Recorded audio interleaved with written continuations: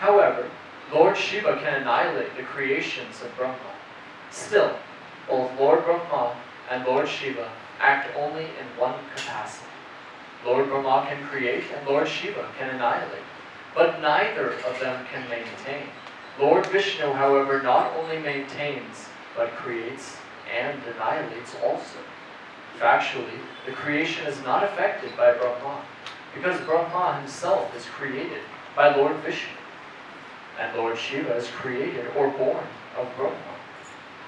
The Shivajwara thus understood that without Krishna or Narayana, no one could help him. He therefore rightly took shelter of Lord Krishna and with folded hands began to pray as follows. My dear Lord, I offer my respectful obeisances unto you, because you have unlimited potencies. No one can surpass your potencies, and thus you are the Lord of everyone. Generally, people consider Lord Shiva the most powerful personality in the material world, but Lord Shiva is not all-powerful. You are all-powerful.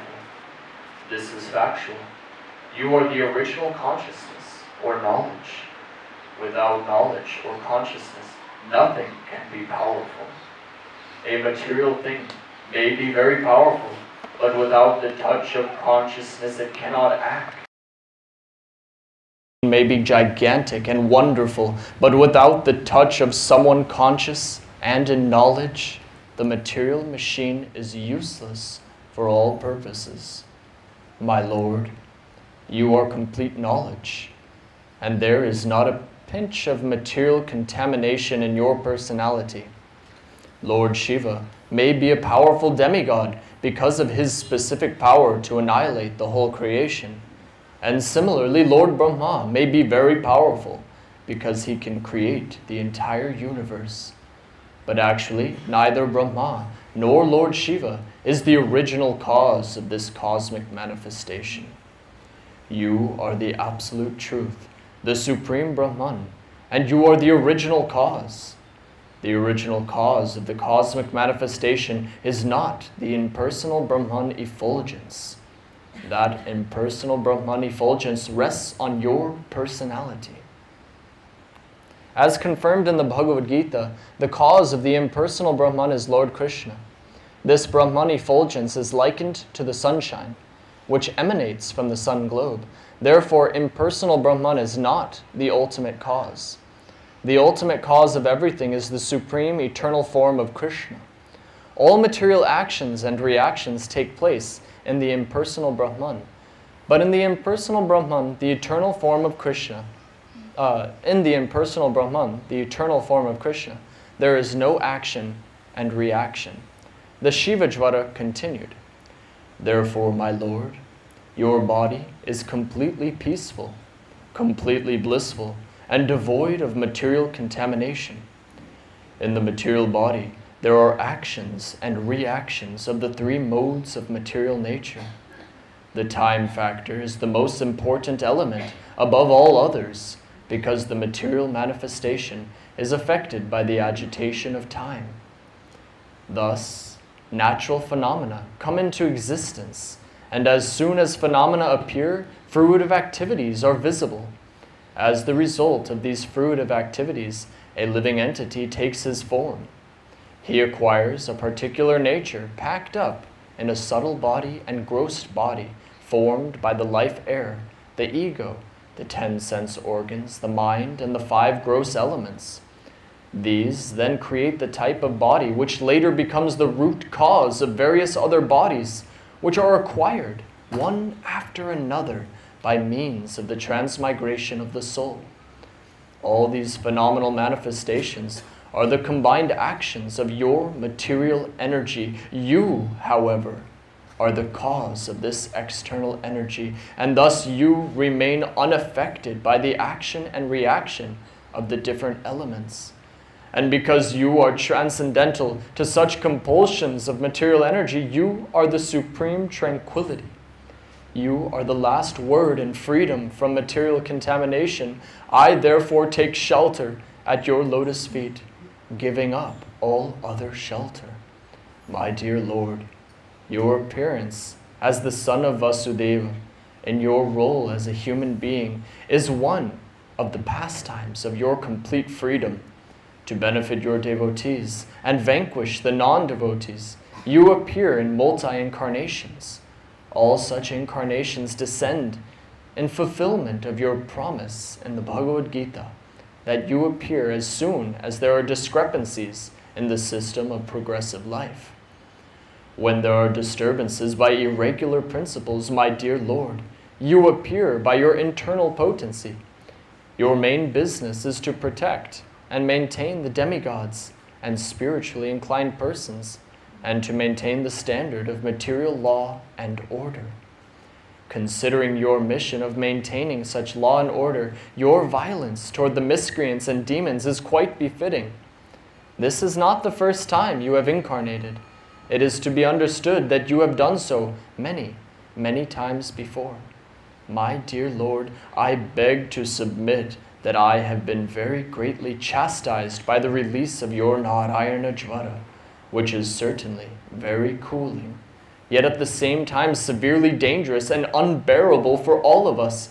My dear Lord, as long as one is forgetful of Krishna consciousness, driven by the spell of material desires, and ignorant of the ultimate shelter at your lotus feet, one who has accepted this material body becomes disturbed by the three miserable conditions of material nature. Because one does not surrender unto you, he continues to suffer perpetually. After hearing the Shivajvara, Lord Krishna replied, O three-headed one, I am pleased with your statement. Be assured that there will be no more suffering for you from the Narayana Jvara. Not only are you now free from fear of the Narayana Jvara, but anyone in the future who simply recollects this fight between you and the Narayana Jvara will also be freed from all kinds of fear. After hearing the Supreme Personality of Godhead, the Shivajvara offered respectful obeisances unto his lotus feet and left. In the meantime, Banasura somehow or other recovered from his setbacks and with rejuvenated energy returned to fight. This time, Banasura appeared before Lord Krishna, who was seated on his chariot, with different kinds of weapons in his 1,000 hands. Very much agitated, Banasura splashed his different weapons upon the body of Lord Krishna like torrents of rain. When Lord Krishna saw the weapons of Banasura coming at him like water coming out of a strainer, he took his sharp-edged Sudarshana disc and began to cut off the demon's 1,000 arms, one after another, just as a gardener trims the twigs of a tree with sharp cutters. When Lord Shiva saw that his devotee, Banasura, could not be saved even in his presence, he came to his senses and personally came before Lord Krishna and began to pacify him by offering the following prayers. Lord Shiva said, My dear Lord, you are the worshipable object of the Vedic hymns. One who does not know you considers the impersonal Brahma Jyotir to be the ultimate, supreme, absolute truth without knowledge that you exist behind your spiritual effulgence in your eternal abode. My dear Lord, you are therefore called Parabrahman. Indeed, the words Param Brahman have been used in the Bhagavad Gita to identify you. Saintly persons who have completely cleansed their hearts of all material contamination can realize your transcendental form, although you are all-pervading, like the sky, unaffected by any material thing. Only the devotees can realize you and no one else.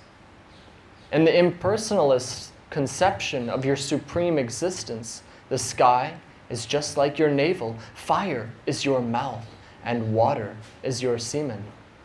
The heavenly planets are your head, all the directions are your ears, the earth, Urvi, is your lotus feet, the moon is your mind, and the sun is your eye. As far as I am concerned, I act as your ego. The ocean is your abdomen, and the king of heaven Indra is your arm.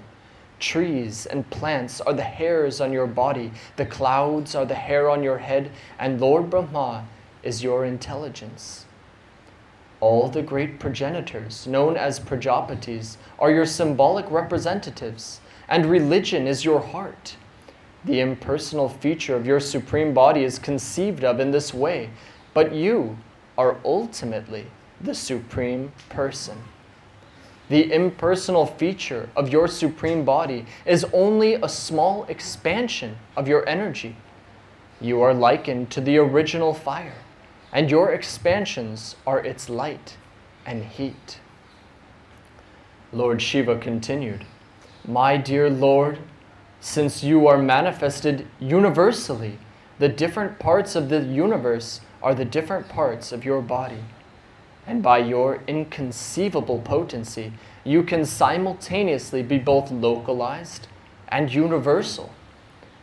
In the Brahma Samhita, we also find it stated that although you always remain in your abode, Goloka Vrindavana, you are present everywhere. As stated in the Bhagavad Gita, you appear in order to protect the devotees, and thus your appearance indicates good fortune for all the universe. All of the demigods are directing different affairs of the universe by your grace only. Thus, the 7 upper planetary systems are maintained by your grace. At the end of this creation, all manifestations of your energies, whether in the shape of demigods, human beings, or lower animals, enter into you, and all immediate and remote causes of the cosmic manifestation rest in you, without distinctive features of existence. Ultimately, there is no possibility of distinction between you and any other thing on equal level with you or subordinate to you. You are simultaneously the cause of this cosmic manifestation and its ingredients as well. You are the supreme whole, one without a second. In the phenomenal manifestation, there are 3 stages. The stage of consciousness, the stage of semi-consciousness in dreaming, and the stage of unconsciousness. But your lordship is transcendental to all these different material stages of existence. You exist, therefore, in a 4th dimension, and your appearance and disappearance do not depend on anything beyond yourself. You are the supreme cause of everything, but of you there is no cause. You yourself cause your own appearance and disappearance. Despite your transcendental position, my Lord, in order to show your 6 opulences and advertise your transcendental qualities, you have appeared in your different incarnations, fish, tortoise, boar, Nrsimha, Keshava, and others, by your personal manifestation. And you have appeared as different living entities by your separated manifestations. By your internal potency, you appear as the different incarnations of Vishnu, and by your external potency, you appear as the phenomenal world. On a cloudy day, to the common man's eyes, the sun appears to be covered. But the fact is that because the sunshine creates the cloud, the sun can never actually be covered, even though the whole sky may be cloudy. Similarly, less intelligent men claim that there is no God. But when the manifestation of different living entities and their activities is visible, enlightened persons see you present in every atom through the medium of your external and marginal energies. Your unlimitedly potent activities are experienced by the most enlightened devotees. But those who are bewildered by the spell of your external energy identify themselves with this material world and become attached to society, friendship, and love.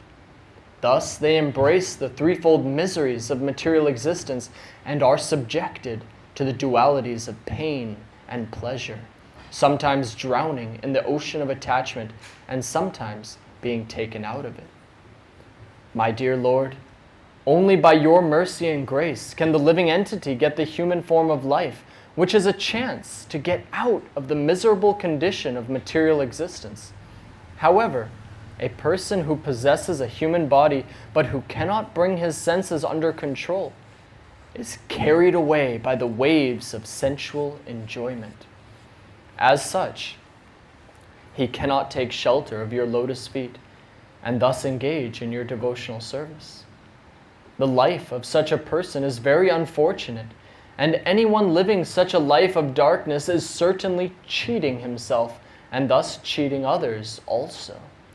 Therefore, human society without Krishna consciousness is a society of cheaters and the cheated. My Lord, you are actually the dearmost supersoul of all living entities and the supreme controller of everything. The human being who is always illusioned is afraid of ultimate death. A man who is simply attached to sensual enjoyment voluntarily accepts the miserable material existence and thus wanders after the will-o'-the-wisp of sense pleasure. He is certainly the most foolish man, for he drinks poison and puts aside the nectar. My dear Lord, all the demigods, including myself and Lord Brahma, as well as great saintly persons and sages who have cleansed their hearts of material attachment, have, by your grace, wholeheartedly taken shelter of your lotus feet.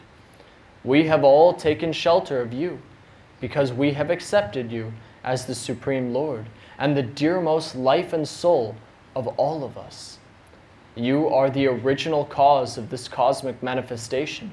You are its supreme maintainer, and you are the cause of its dissolution also.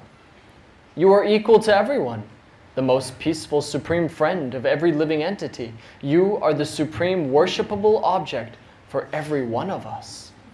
My dear Lord, let us always be engaged in your transcendental loving service so that we may get free from this material entanglement. Finally, my Lord, I may inform you that this Banasura is very dear to me. He has rendered valuable service unto me. Therefore, I want to see him always happy. Being pleased with him, I have assured him safety. I pray to you, my Lord, that as you were pleased with his forefathers, King Prahlad and Bali Maharaj, you will also be pleased with him. After hearing Lord Shiva's prayer, Lord Krishna replied, My dear Lord Shiva, I accept your statements, and I also accept your desire for Banasura. I know that this Banasura is the son of Bali Maharaj, and as such I cannot kill him, for that is my promise. I gave a benediction to King Prahlad that the demons who would appear in his family would never be killed by me. Therefore, without killing this Banasura, I have simply cut off his arms to deprive him of his false prestige. The large number of soldiers he was maintaining became a burden on this earth, and I have killed them all to minimize the burden. Now he has 4 remaining arms, and he will remain immortal, unaffected by material pains and pleasures. I know that he is one of the chief devotees of your lordship, so you can now rest assured that henceforward he need have no fear of anything. When Banasura was blessed by Lord Krishna in this way, he came before the Lord and bowed down before him. Touching his head to the earth, Banasura immediately arranged to have his daughter Usha seated with Aniruddha on a nice chariot, and then he presented them before Lord Krishna. After this, Lord Krishna took charge of Aniruddha and Usha, who had become very opulent materially because of the blessings of Lord Shiva. Thus, keeping forward a division of 1 Akshauhini of soldiers, Krishna proceeded toward Dwaraka. In the meantime, all the people of Dwaraka, having received the news that Lord Krishna was returning with Aniruddha and Usha in great opulence, decorated every corner of the city with flags, festoons, and garlands. All the big roads and crossings were carefully cleansed and sprinkled with sandalwood pulp mixed with water. Everywhere was the fragrance of sandalwood. All the citizens joined with their friends and relatives to welcome Lord Krishna with great pomp and jubilation, and a tumultuous vibration of conch shells, drums, and bugles received the Lord. In this way, the Supreme Personality of Godhead Krishna entered his capital, Dwarka. Shukadev Goswami assured King Parikshit that the narration of the fight between Lord Shiva and Lord Krishna is not at all inauspicious, like ordinary fights.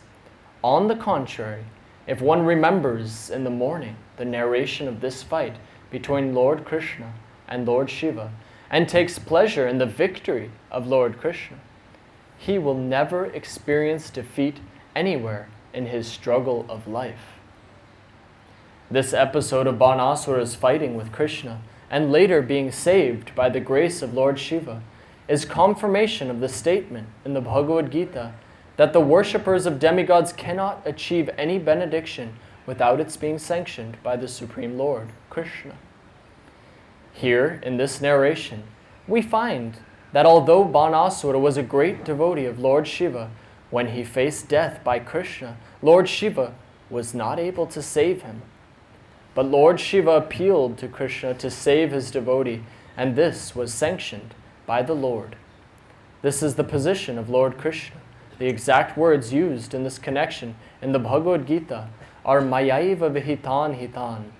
This means that without the sanction of the Supreme Lord, no demigod can award any benediction to his worshipper. Thus ends the Bhaktivedanta purport of the 63rd chapter of Krishna. Lord Krishna fights with Banasura.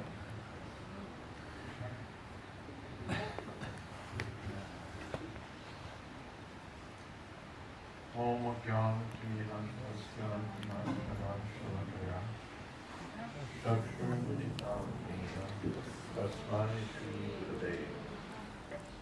Sri Chaitanya Manobhistam Kapitam Jena Bhutale Swayam Rupa Kadamaiham Dadhati Swapavantam Vandeham Sri Guru Sri Tattvakamana Sri Gurun Vaishnavamsa Sri Rupam Sadhavatam Sahagana Saganatan Vitam Stam Siddham Sadvaitam Savadhutam Harijana Sahitam Krishna Chaitanya Devam Sri Radha Krishna Padam Sahagana Lalita Sri Vishakhan Vitamscha Hey Krishna Karuna Sindho Dina Bandho Jagatpate Gopesha Gopika Kanta Radha Kanta Namostute Tapta Kamshana Gaurangi Radhe Vrindavaneshwari Vashabhanu Sute Devi Pranamami Hori Priye Vanshako Patirubhyascha Kripa Sindho Bhyevacha Patitanam Pavanebhyo Vaishnavebhyo Namo Namo Shri Krishna Chaitanya Prabhu Nityananda Shri Advaita Gadadhar Srivasadi Gaur Bhaktivinoda Hare Krishna Krishna Krishna Hare Hare Hare Rama Rama Rama. A little water.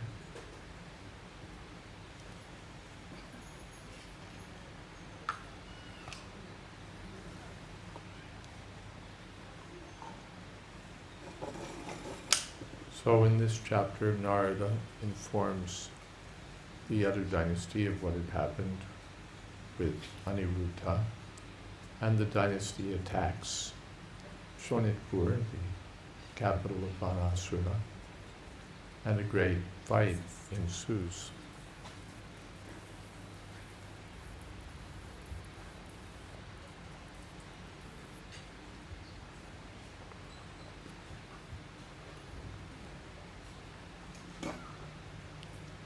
First, there's a fight between the forces of the Yadus and the forces of Banasura. And then Lord Shiva joins the fight, and it becomes still more fierce. Krishna specifically was counteracting all the weapons with their suitable counterparts. So if there was a fire weapon, Krishna counteracted it with a rain weapon. When there was a hurricane weapon, Krishna counteracted it with a mountain weapon. This is part of the skill in dealing with these kinds of astras. You need to know which one to choose and how to release it to counteract the one released against you. And Krishna was expert in this art.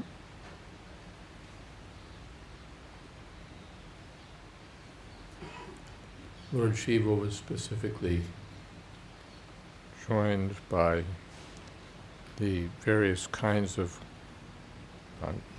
ghosts and rakshasas. All of these beings are real. Modern science, of course, dismisses the existence of such things. But we understand from Srimad Bhagavatam that they're existing, and specifically as associates of Lord Shiva.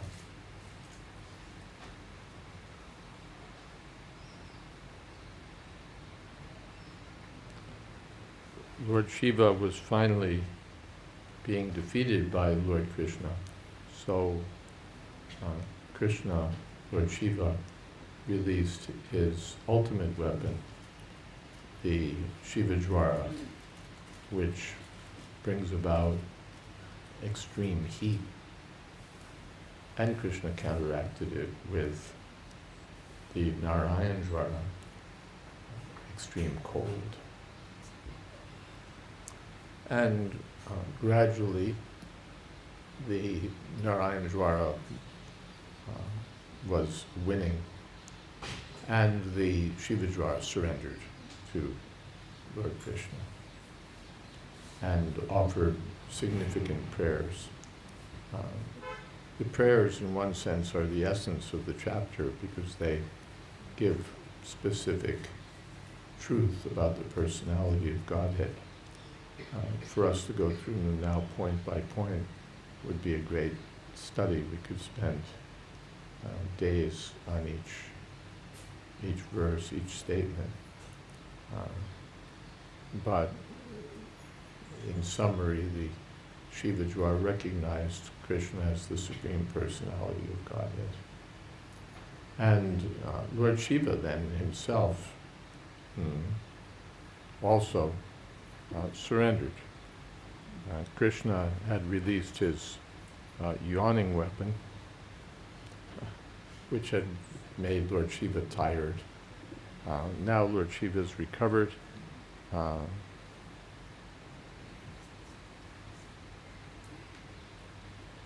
course, in the meantime, he deals with Banasura again. But now Lord Shiva personally attacks, if I'm not wrong. Let's see what happens. The Shivajwara offers his prayers. Banasura, yes, attacks again. And Krishna starts cutting off his arms. As we read yesterday, Banasura was hoping for the opportunity to meet someone who was a suitable match for him. And now he does. And Lord Krishna surgically removes his arms one after another with his Sudarshan. And Lord Shiva then prays for the protection of his devotee. He'd given the blessing to Banasura, I'll protect your city, I'll protect you. Now Banasura is about to be killed. So Lord Shiva intercedes on his behalf and offers prayers to the Lord. Again, highly significant prayers, much to be understood, but in essence, recognizing that Krishna is the origin of everything, the Supreme Personality of Godhead. At last he prays for the life of Banasura, and Krishna grants, yes, after all, he's the son of, descendant of Prahlad Maharaj and Bali Maharaj. So I've already granted that I won't kill him. But I've cut off all of his arms but 4. In essence, Krishna's offers Banasura Swarupya Mukti. In Vaikuntha, the inhabitants generally have 4 arms. So they have 4 forms resembling that of the Lord himself. So now this Asura, Banasura, by the grace of Lord Shiva and Lord Krishna, achieves a similar status. He becomes immortal and 4-armed. By the grace of Lord Shiva, the demon was saved, but ultimately it was Krishna's mercy. Mayaiva vihitan hitan. Tepi mam, Mayaiva vihitan hitan. That only by, the book's here, only by my mercy are the demigods able to offer benedictions to their devotees.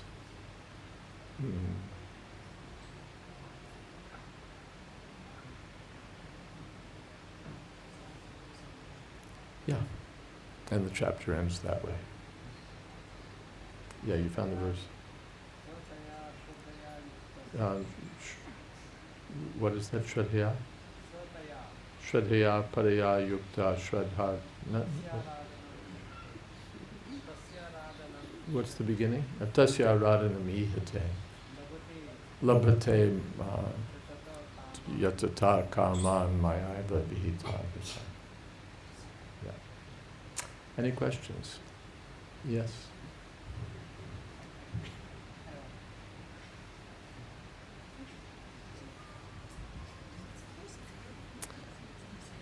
Well, come on, just give it to someone. We don't care who.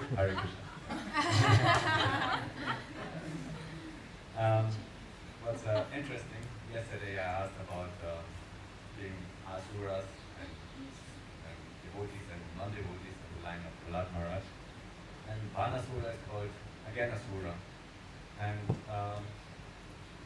interestingly enough, is the blessing Krishna gives him that he may be immortal and may be unaffected by material pains and pleasures. And to be also unaffected by material pleasures was interesting because as a demon he would like to have the second part, but he blesses him with this one also. And then you said also he gave him Sarupya Mukti. I don't know how literally it's to be taken that he also lived in the same planet or he just had the same Sarupya is the same form. Same form. Salokya is the same planet. Sarupya is not necessarily living in the same planet as the Lord. That's Salokya. And this is Sarupya. So if we get Sarupya Mukti, but Mukti means liberation from this material world. So how can we have Sarupya in this living in this material world? You need the blessings of Lord Shiva. We'd need, of course, to look at the commentators and see what they say about these particular questions. Maybe we should bring our laptop when we come, so we'll have those things at hand, be able to answer better. But he was given Sarupya Mukti even before his death. He didn't have to go anywhere. He had 4 arms left. And so he had Sarupya. And Mukti, he's freed from conditions of material existence, pain and pleasure, as you say. He wouldn't be overwhelmed by either one. For more about what that means, we'd need to go deeper. Then my question would be, if he got Sarupin, he got this blessing to be unaffected. And he is a devotee of the devotee of Krishna, which is actually more dear to Krishna, but he's still called Asura. He's a devotee of a devotee. But that doesn't mean that he's on the same level as those who are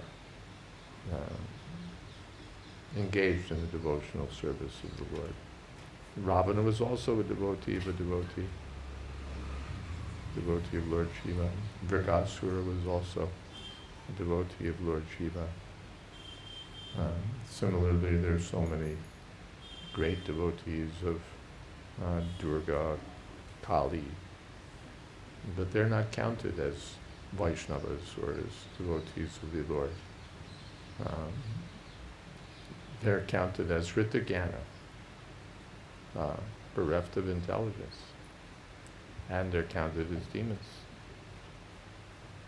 Vishnu Bhakta Smrita Daiva Asuras Tadviparyaya. We're all devotees of the material energy. The material energy is servant of Krishna. Chanurupamapi yasya chacheshtate sa. Then why aren't all the denizens of the material world counted as Vaishnavas? So then, and they worship and devotee to the exclusivity of Krishna, they're considered demons. So, like if you would say now somebody worships Prabhupada to the exclusivity of Krishna, just worship him as a great person, he also would not be a devotee. No, it's not quite the same.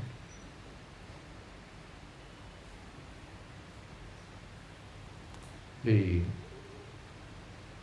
demons, first of all, kama istaister hritagana. They're simply interested in satisfying their material desires.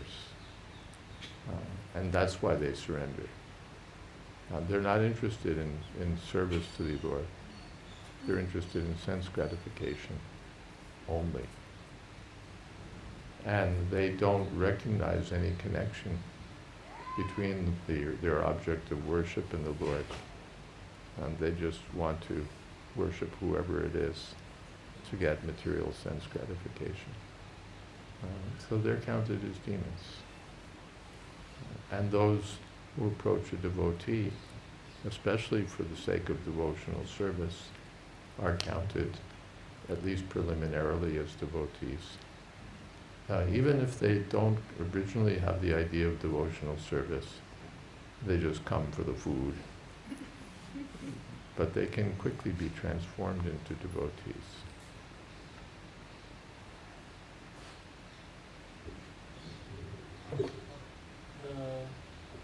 Their commentary on that verse is Jiva Goswami's Toshima commentary, cites the 11th canto, 12, verse 5, in which it describes that demons such as Dhritarashtra, Prahlad Maharaj, and others such as Rishaparva, Bali Maharaj, Banasura, Maya, Vibhishan, anyway, a list, all attain to Krishna's supreme abode.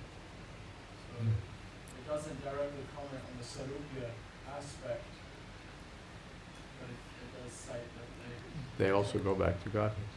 Yeah. I'd forgotten we also have the commentaries in here, don't we? Okay.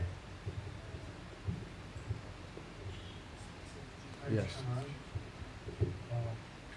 Just as Lord Krishna was calling Banasura as a devotee of Lord Shiva, so the devotee needs bhakta. So when he is doing something for Lord Shiva, will that be counted as devotional service? No, it's not. He's taking Lord Shiva. Hritagana, it's counted as Hritagana, as being bereft of intelligence. And it's not counted as devotional service to the Lord. It's counted as devotion to the particular demigod. So, tepi mam eva kontya yajanti avidi purvakam. Actually, they're just surrendering to me, but they're surrendering in the wrong way. Someone's surrendering to the material energy. They're surrendering to Krishna. Because what is the material energy? It's not different from Krishna. then why aren't they counted as great Vaishnavas? Because indirectly. Otherwise, everyone would be counted as a Vaishnava. But indirectly, just like there's someone might be praised as a great saintly person, as a Paramahansa, for worshipping Durga or Kali. But according to Bhagavad Gita, he's not a great saintly person. He's Hritajnana, bereft of intelligence, bereft of knowledge. And kama is taiste, overpowered by material desire. So that's not the description of a devotee. Oh, in one sense, everyone is surrendering to Krishna. But when they surrender directly, they're called Vaishnavas.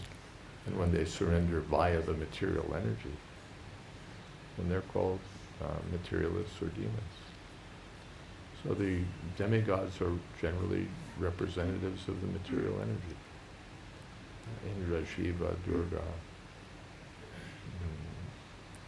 Ganesh, Kali, so on.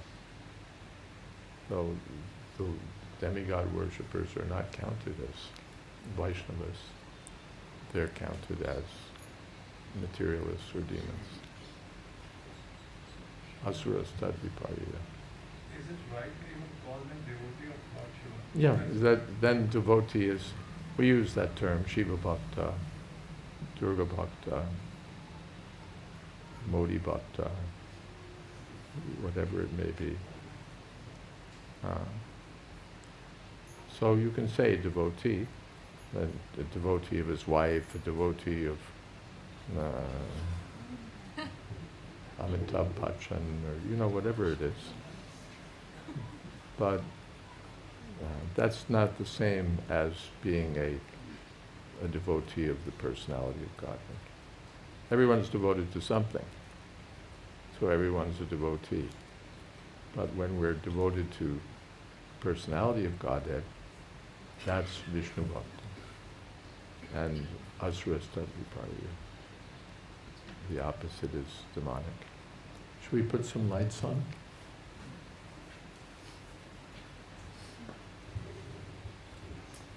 Okay, you're all illuminated. Something else? Yes, I have a question. Thank you. Krishna says to Prahlad that he gives the benediction that the demons who appear in his family would never be killed by him. Why? Because he's favoring Prahlad and favoring Bali. It's a favor.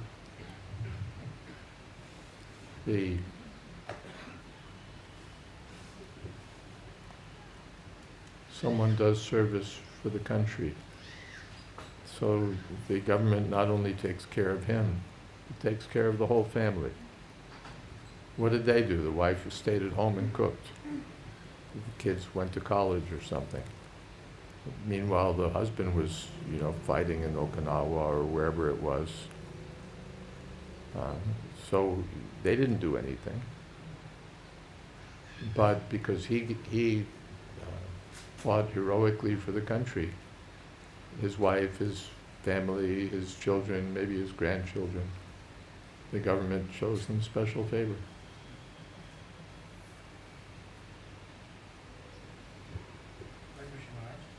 So we see in this incident that Shiva Jwara, while offering the prayers to Lord Vishnu, Krishna, he says that everything emanates from you, and everything eventually becomes one with you. So somewhere or the other, it's similar to the Shuddha Advaitavad philosophy of Sripad Ramanujacharya. Yes. But then we have Madhvacharya philosophy which says Advaitavad completely. So what should we actually, and how do we understand Achintya Bheda Tattva here in this? Good. Yes, it's similar to, of course, even Madhvacharya, his main point is to establish the personality of Godhead and his distinct existence. He also acknowledges that the material world is the energy of the personality of Godhead.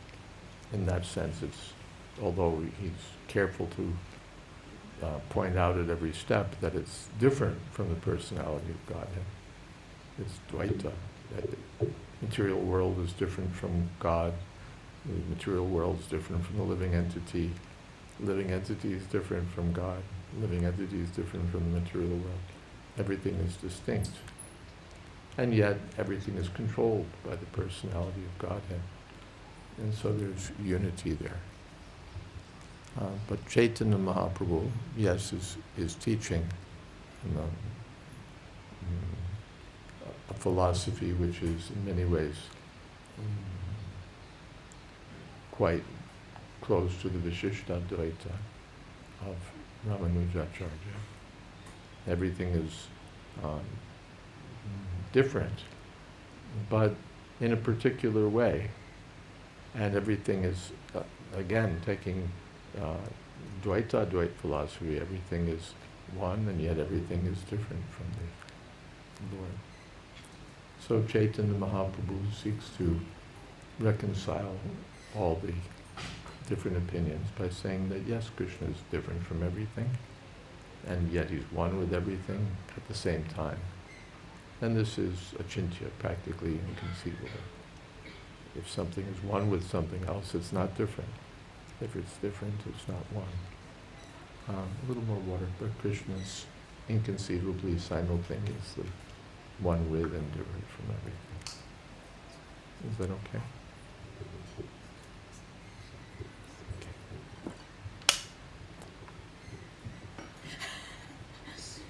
Hare Krishna Maharaj. Hare Krishna. A continuation on that question, I'm almost afraid to ask it because it's a little bit my apartment, but I'm going to try.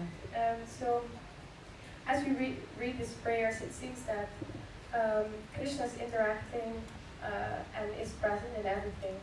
So he's interacting either with his expansions, with his energies, or with us who are also an eternally separated part of him.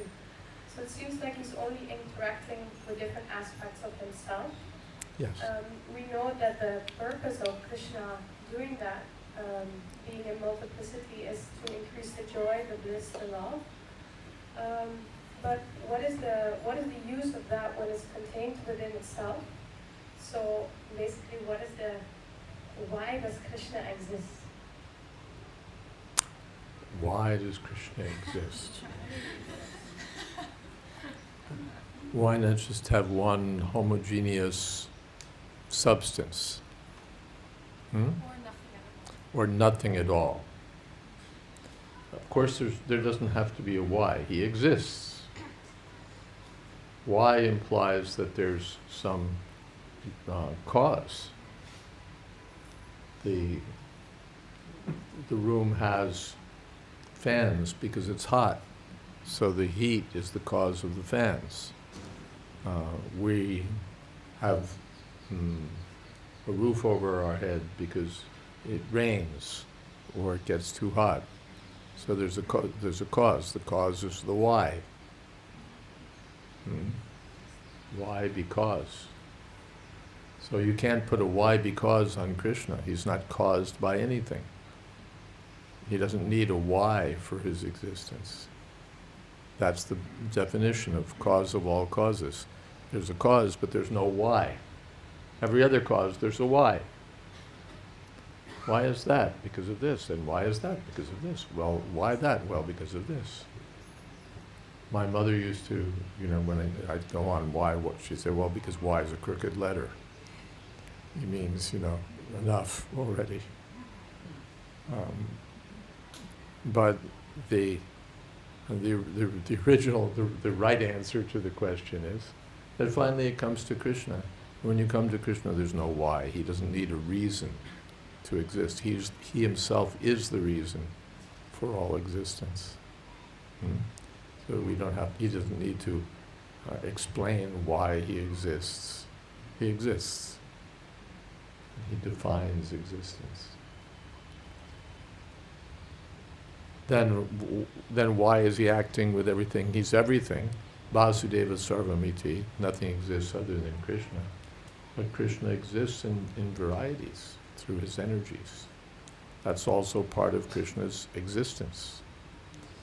The sun exists as a planet, it exists with its effulgence, it exists with its various features, heat and light. So as the sun has various energies, Krishna has various energies. Vividhaiva Shruyate. And he interacts with them appropriately. Is that okay? Could he choose not to exist? Hmm? Could he choose not to exist? Could he choose not to exist? Yeah, he can choose not to exist, but why should he? Just, to make good on your philosophical contingent proposition or something? No. We have reasons that sometimes we choose not to exist. Life becomes so miserable that we consider whether it's better to bear the slings and arrows of outrageous fortune or to end our lives. So, but Krishna has no reason not to exist. He's enjoying. When you're suffering, you think, sometimes, I wish I didn't exist. When you're enjoying, you never think that way. So why should Krishna think, I would rather not exist? No, he's enjoying.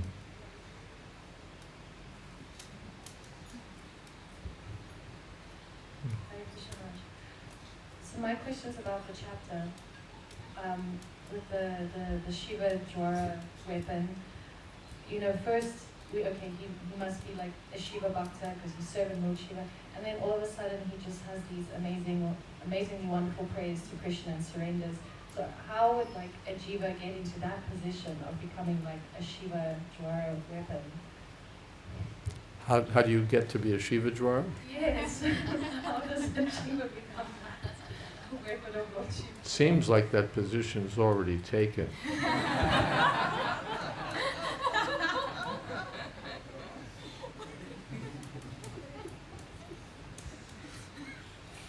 But the Shiva Jwara was fortunate to be the weapon of Lord Shiva. And by the grace of Lord Shiva, he got to meet Krishna. So we can be fortunate, we come in touch with a pure devotee of Krishna. And by the grace of the devotee, we can come in touch with Krishna and Krishna consciousness. So he was a Krishna Bhakta and then became Shiva's weapon? No, he was a Shiva Bhakta, and by the grace of Lord Shiva, he could understand that Krishna was the Supreme Personality of Godhead.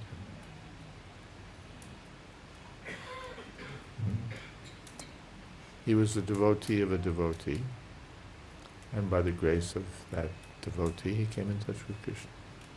But that can happen to us also. Is that okay? Yes, thank you, Raj. I just find it interesting, all these different positions you could have as a jiva. You could be a tree, you could be a weapon. Yeah, there are a lot of openings.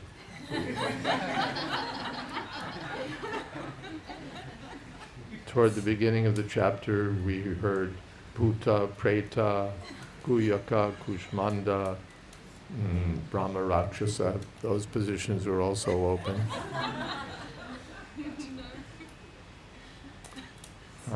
Someplace, Bhaktivinoda Thakur prays to the Lord that your creation is vichitra, full of variety. You know that? Loud? Keshava Tua Jagat Vichitra. My dear Lord, your creation, your world is full of varieties. So there are 8,400,000 species of life. According to our desire, we can assume any one. But the most intelligent person desires, why do I want to be in any one of these material species for trying to be independently happy? let me be reinstated in my spiritual identity. So the Shiva Jwara weapon, that was like his purification before going back to Godhead. Well, we don't hear more about the Shiva Jwara unless Jiva Goswami or Vishwanath have something to say. But he recognizes Krishna. He sees that I'm Lord Shiva's weapon, but I've been defeated by Krishna's weapon. So what does that mean? It means Krishna is superior. So he may have remained Lord Shiva's devotee or assistant, but he was enlightened that Krishna is the personality of God. Also, it's not specified whether this weapon is a jiva soul or some other kind of energy. I won't speculate on that. Thank you, Maharaj. There are other entities besides jiva souls? Sure. They're manifestations of potency, extensions of potency, other than jivas.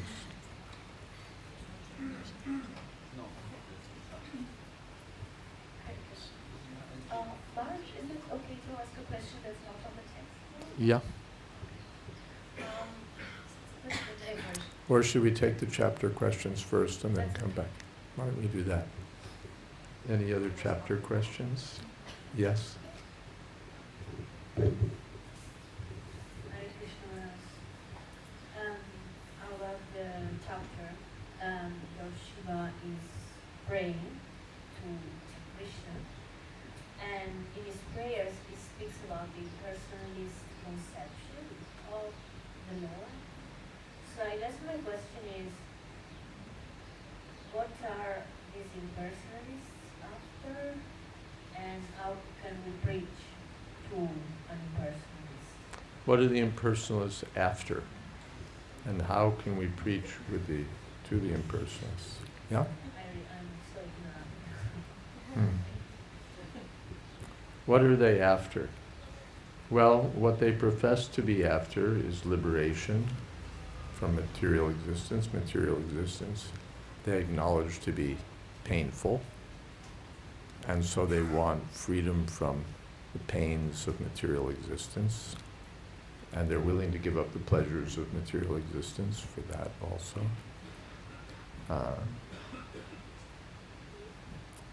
Sometimes usually they want to be free from material desires because they realize that desires are what are binding them to material existence. So they want freedom, mukti.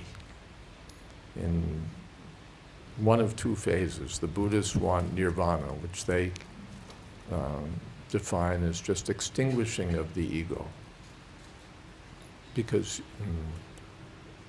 the suffering comes from material existence comes from desire comes from false ego. So if you can get rid of the ego, essentially the self, then no more problem. So that's their impersonalism. I'm suffering because I'm a person. If I wipe out my personal identity, I won't have a problem anymore. So that's they're throwing out the baby with the bathwater, as Srila Prabhupada would say that they're committing spiritual suicide. Their suffering is so intense that they'd rather be nothing than be what they are. So they're the Buddhists. Then another species of impersonalists are the Shankarite people. The Shankarites, or the Brahmavadis, they want to merge with the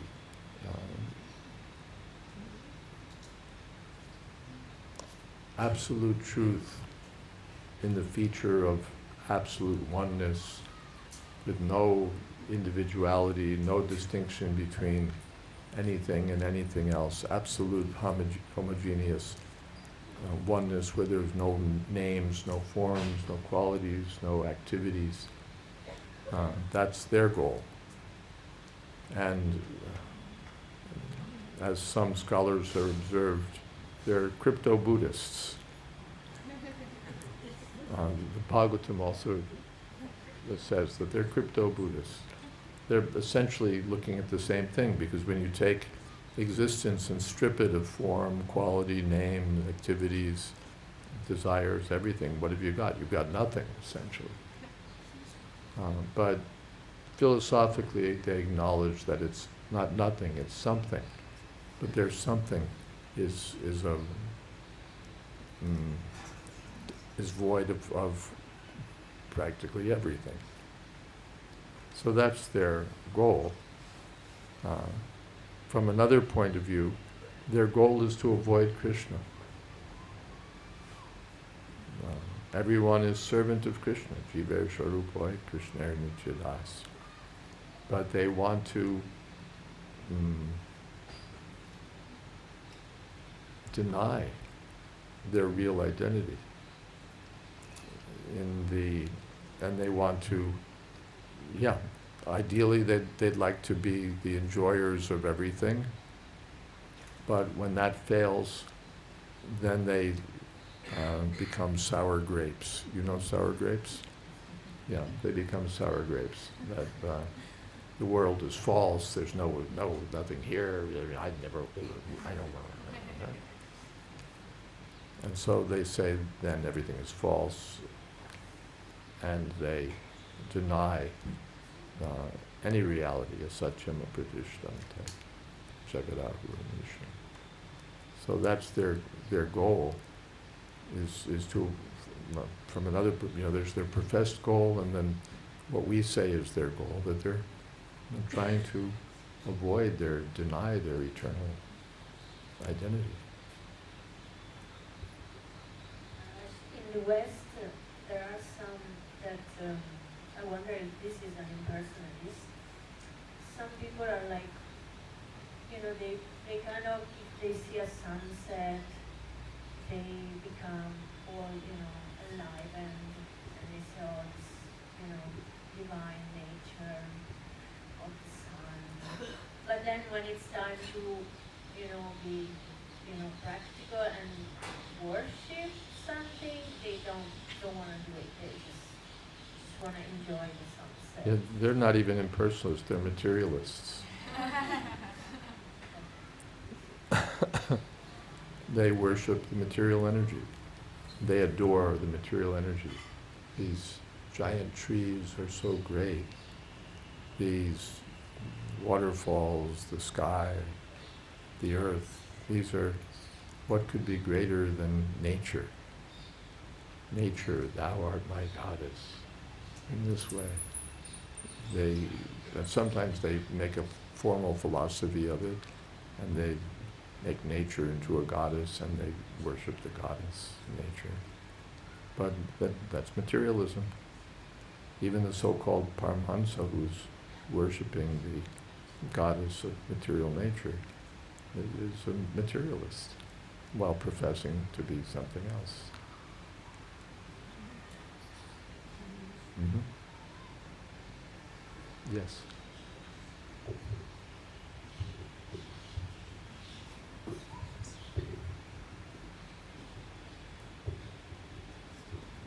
Hare Krishna Maharaj, the Lord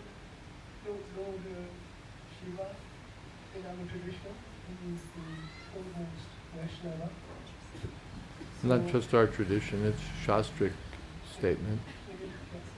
Vaishnava Namyata Shambhu. So in this pastime, is he covered by Yog Maya or Krishna to?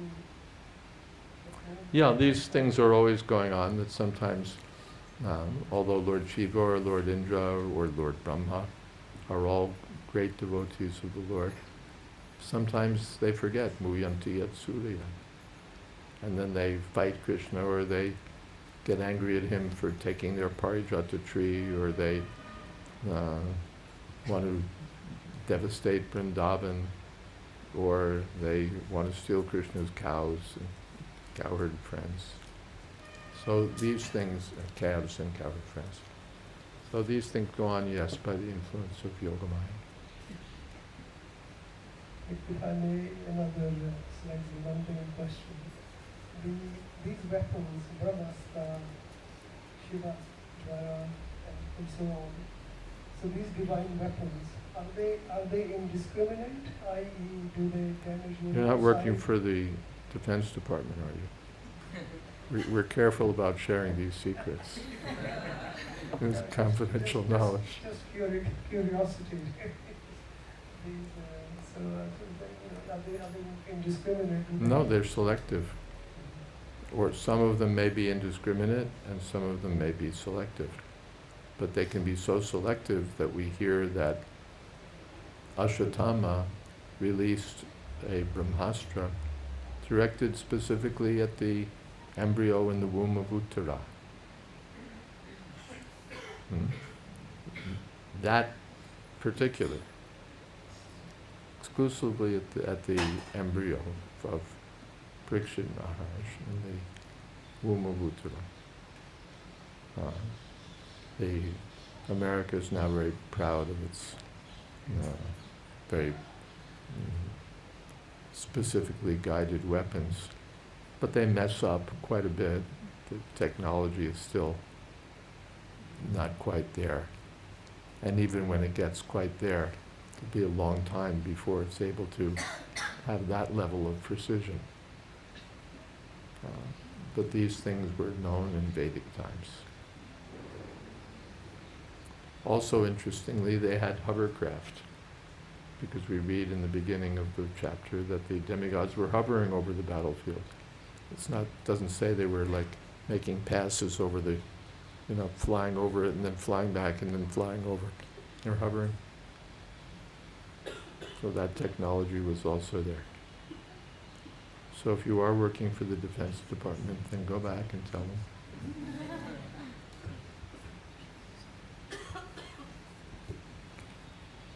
The people at the various defense departments, American, Russian, Indian, and so on, they should read Srimad Bhagavatam. They'll get a lot of ideas.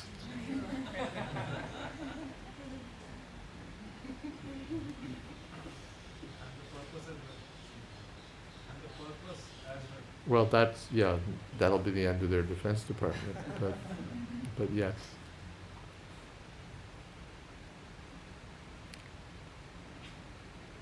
Hare Krishna. I would like to ask one question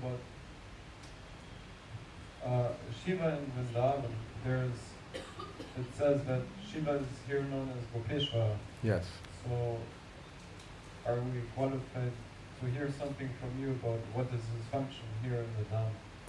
He's one of the palas or protectors of the Dham, Gopeshwar Mahadev. I don't know much more than that. Does anyone who's excuse me, been on parikrama with Dinabandhu Prabhu probably knows more about this topic than I do. Anyone have anything to contribute?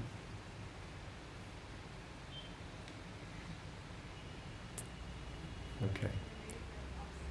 Yes. Removes obstacles as well. Okay. Thank you. He's a great devotee, so he's worshipped. He keeps out the riffraff, and he gives blessings to the sincere devotees.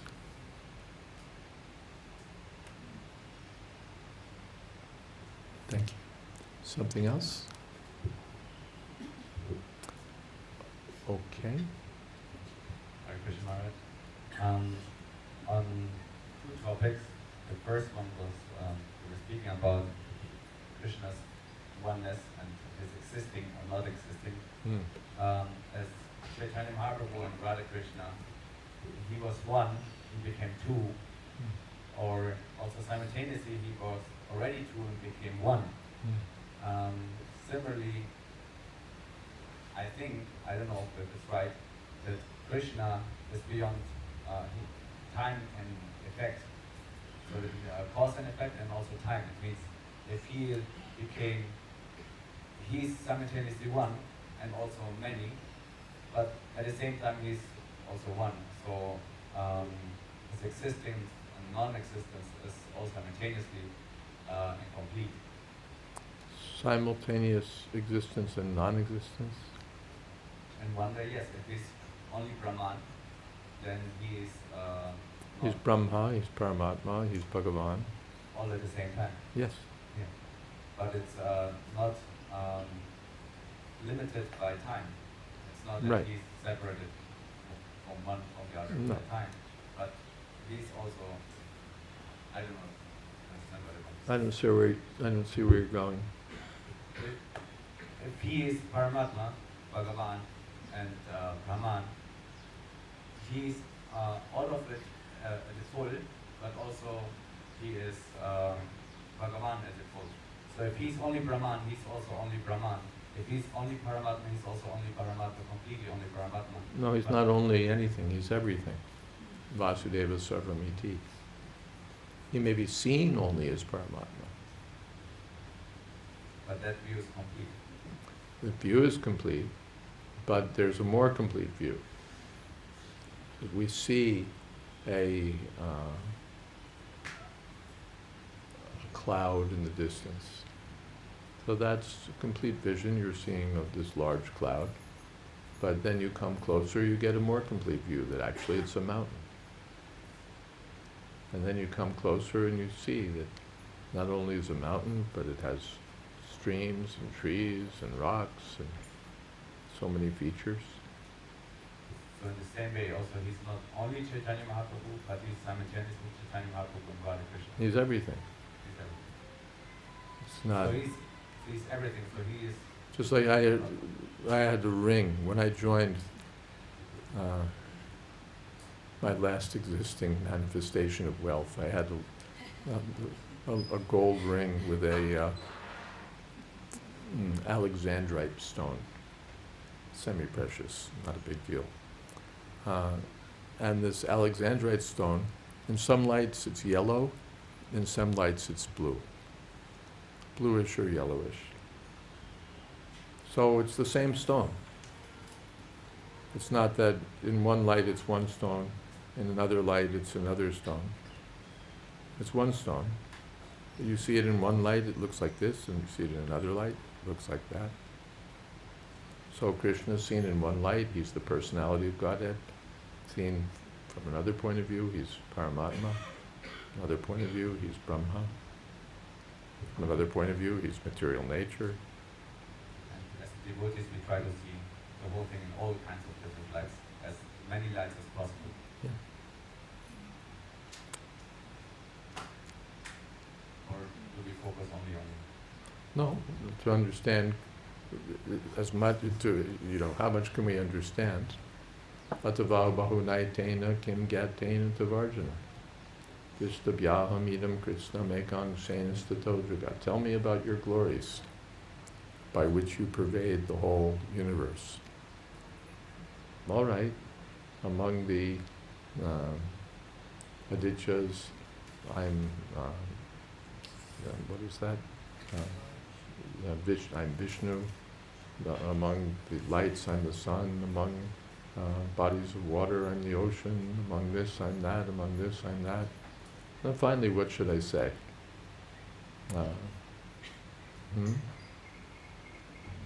With one fraction of my energy, I support the whole cosmic manifestation.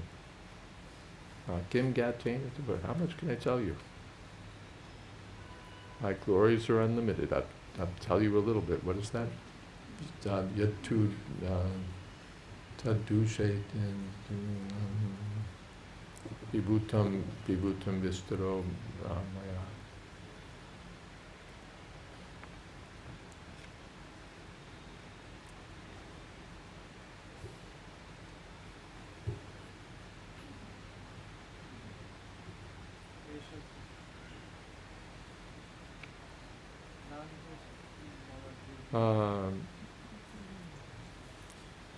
I get no light here.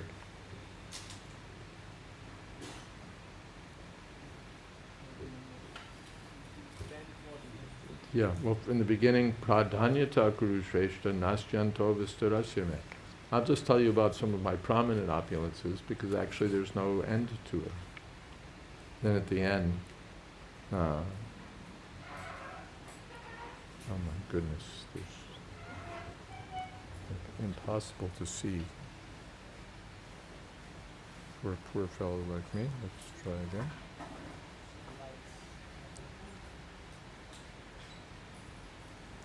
Good. Esha tu deshata prokto vivuter vistaromaya. I've only told you about some of my opulences because actually there's no end to them. Now I've just realized that we've almost come to 6 o'clock and I haven't answered Rukmini's question, and which she, in fact, she hasn't asked yet.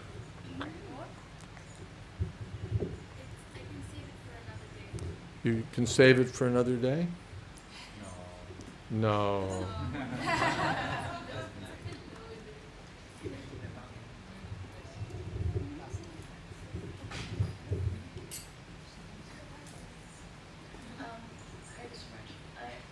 I've been thinking a lot about some issues that I've been facing with students and also A little, yeah. Sorry. I've been thinking a bit about some issues that I've faced with students and within the devotee community who may not be heterosexual. And somebody asked me, and also heard from someone else, what is their potential of going back to Godhead? What is their potential? Well, everyone can potentially go back to Godhead. Everyone is part and parcel of Krishna, but everyone can go. Those who may not be heterosexual are confused. They're confused. Those who are heterosexual are also confused.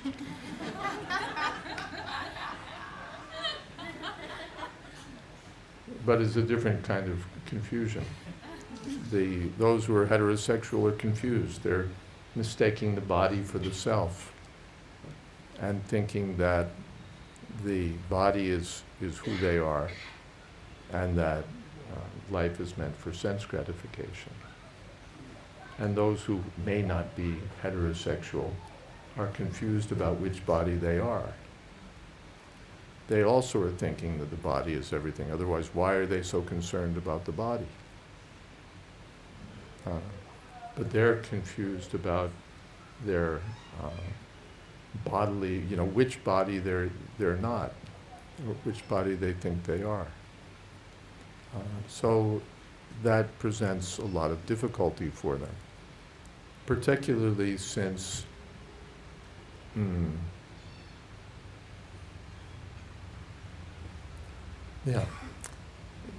their focus is sense enjoyment, and a sense enjoyment that has no scope for legitimate employment in the service of the Lord. If we get into what homosexuality actually entails, then it's all sorts of acts which have no utility for Krishna's service. Dharma viruddha bhuteshu kamosmi paratharma. Krishna says, I'm sex. That is not contrary to Dharma. And usually we translate Dharma as religious principles. Even if you translate Dharma as nature, they're contrary to that also, to say nothing of religious principles. This confusion, unfortunately, is being fostered by modern educational institutions, especially by modern so-called leaders. They, by textbook writers and writers of children's book, who for some reason are bewildered, are also bewildered by this strange idea that everything should be accepted. that we shouldn't be judgmental about anything, that everyone's point of view is somehow equally to be honored, and so on and so on and so on. But when they take that into the world of sexuality, it's then they invite young people, down to like very young people, to choose what they are, because you have two things. You have your biological identity, and then you have your gender. So your biological identity is fixed, but your gender is fluid. It's whatever you think you are. If you know, you may be biologically a girl, but if you think you're a boy, then you're really a boy. If you're biologically male, but you're thinking you're female, well, then you're really female, aren't you? So these confused leaders promote these ideas, with the result that it becomes an open question. What used to be a simple question, like you fill it out on your passport form, are you male or you're female? Well, I'm not quite sure.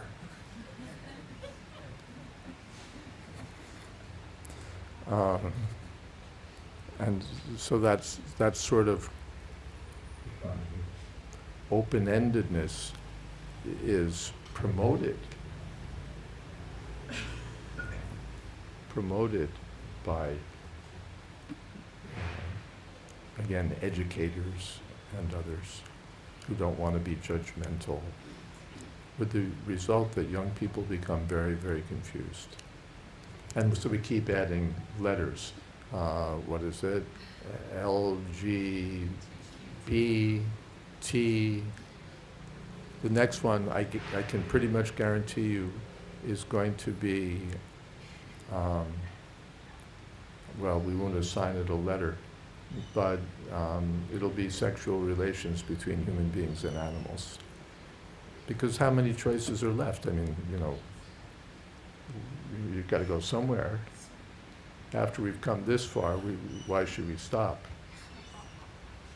And I could formulate for you in advance the arguments that the academics will offer, and public health advocates will offer for why it's healthy, why it's good, why you shouldn't be judgmental about it, and so on. And so we'll have young people, 12-year-olds wondering, well, am I attracted to men, or am I attracted to women, or am I attracted to, like, sheep?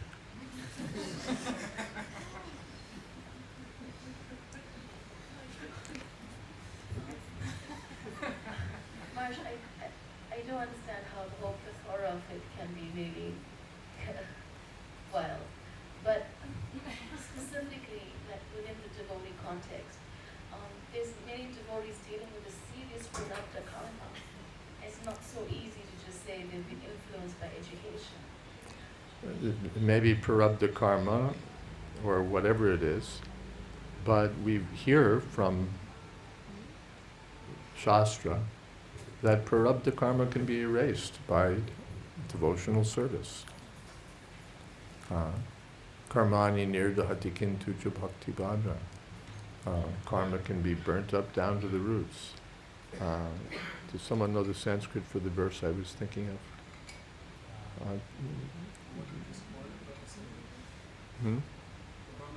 No. Bijam palonmukam, like that.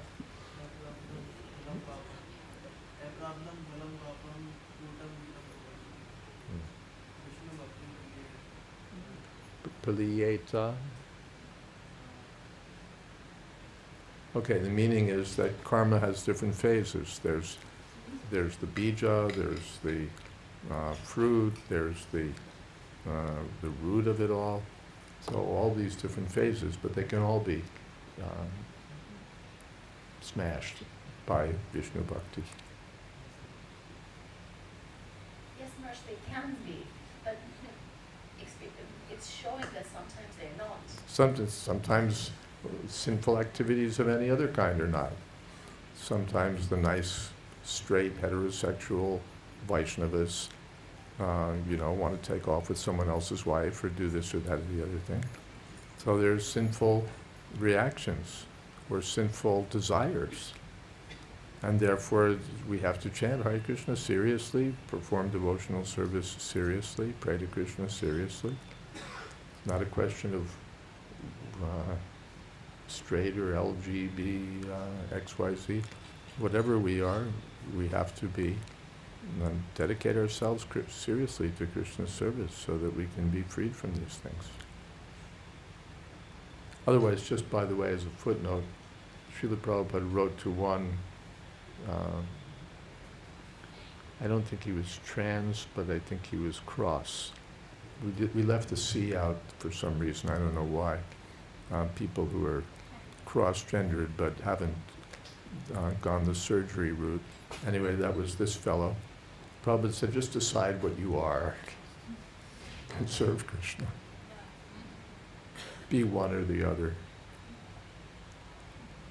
What can you do? But their position will be difficult. Materially even.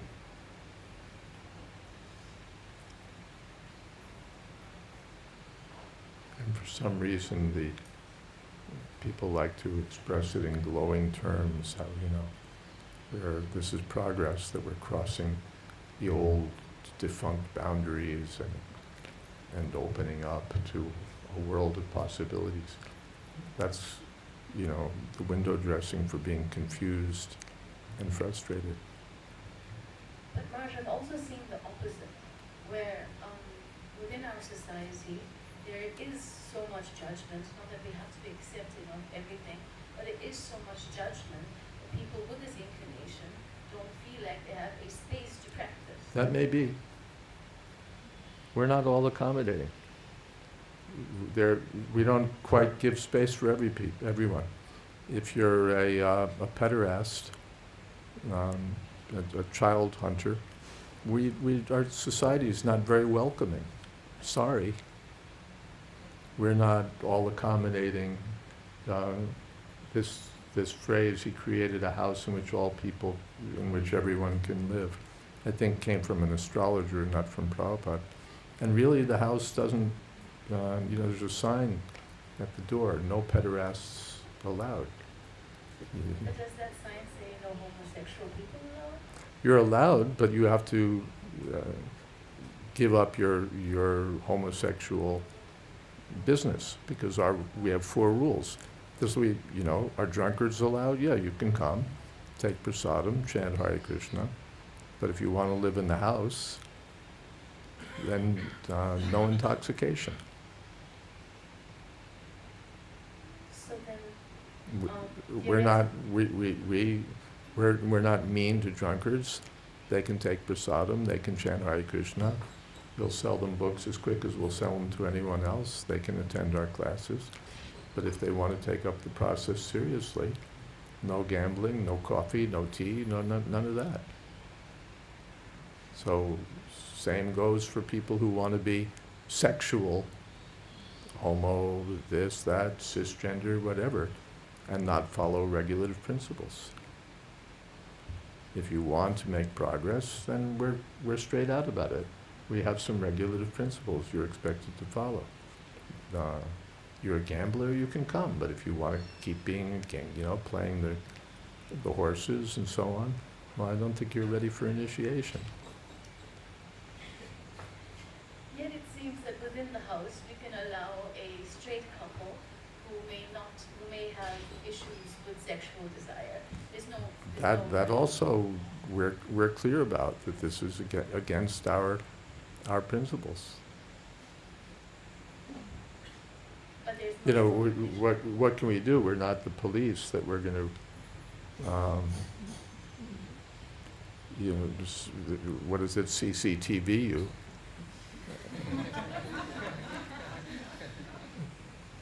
But we're open about it. I think it was said in the class a couple mornings ago in Bhagavatam class. This is illicit sex. But at least the arrangement is such that it's not constitutionally illicit. If the men marry women, then there's an arrangement in which legitimate sex can be accommodated. If a man marries a man, there's no such possibility.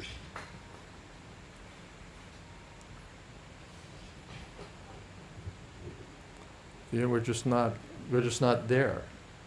We're not in the mainstream, what's become the crazy mainstream. That it's all good. We accept it all. We're proud that we are welcoming to LGBT,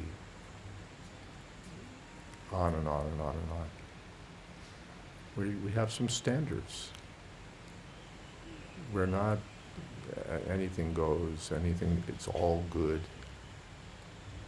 Whatever you think, that's fine. Now we may speak nicely to people, we may encourage people to chant Hare Krishna. We recognize that anyone from any background can become Krishna conscious. You can be a mlecha, you can be a yavana, you can be homosexual, you can be whatever you want to be. Doesn't that feel like lip service, March, if we don't create a space for them in the house? No. Why do we have to create a drunkard's ward in the temple? Oh, with this lip service. We say even a drunkard can become Krishna conscious. But you become a little Krishna conscious, then you can live with us. We don't invite drunkards to come live in the temple. Why should we? Well, drunkards are really, they're spirit souls. Yeah, but they're drunk spirit souls. And drunkards are not accommodated. You have to come to a certain platform, and then you live with us. So otherwise, we're the same to everyone. The drunkards can take prasadam, the criminals can take prasadam, whatever sexual orientation you may have, you can take prasadam. You can be a Mayavadi and take prasadam. We don't care. We're totally liberal. And chanting, everyone can take the chanting. Everyone can buy a book. Everyone can, all those items of devotional, so you can come to Vrindavan, whatever you like. But if you want to seriously take up the process, then there's some Harvard University. Their goal is to spread education. They're not indiscriminate, unless your SATs are like someplace toward the region of stellar, don't even apply. SATs are the American testing standard for academic achievement. Unless you're in a certain bracket, don't apply here, apply to whatever state university you want to apply to, or community college. They don't say, well, we're equal to everyone. We discriminate. You come to a certain level of performance, and then we'll. So why this weird idea that we just have to be all embracing, all accommodating, all yan. Why? It's not the idea that we just have to embrace everything, but that the process of them working through this may not just be so black and white and may take time. However, how much time it takes, take your time, work your way through it. We're happy to advise you. But if you want to take seriously to the process, you can be there, ado shraddha, you can have faith. Tata sadhu sangha, you can associate with the devotees, at least, to some extent. Then bhajana kriya, you can chant and so on. But if you want to be initiated, if you want to seriously take up the process, at least as far as I understand, then you have to follow 4 regulative principles. Otherwise, no. Now, what will you do? You'll promise to follow them without the slightest intention of doing so? And the Guru knows that you haven't the slightest intention, but he nods and says, your name is? Why? To make a farce?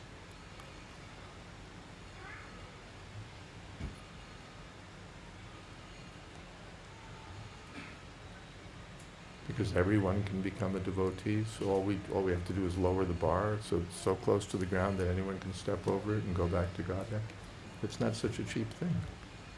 Prabhupada didn't make it cheap. Who was he preaching to? Hippies.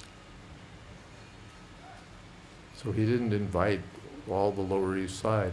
You carry on with your marijuana, your illicit sex, your everything, and just join us and be initiated and carry on with your nonsense. No. He announced to everyone what the 4 rules were. No tea even. We're pushing 6:30. We're approaching 6:30.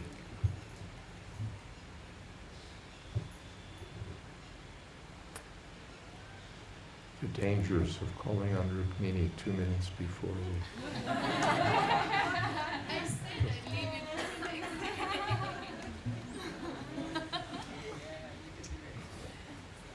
Okay.